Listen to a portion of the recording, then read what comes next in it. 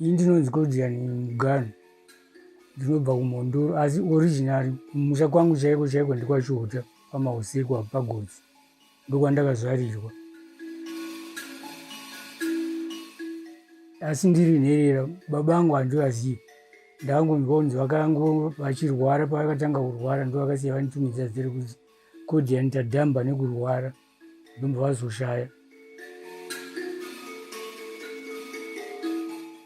Kwaifudzwa mombe kuMausiku dzezuro, ndomakuriro andakaita ndichifudza mombe ndichidzidziswa nevamwe kusvika ndamboti kurewo ndakanga ndakufudzawo ndega apa ndisati ndakuenda kuchikoro.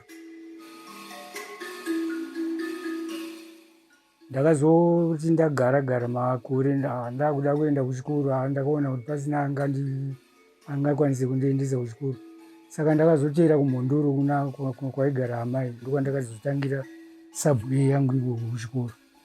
Ndakupinzwa nemukoma first mune Mbameri kusvika ndapedza secondary education yangu kuGoromonzo 1968.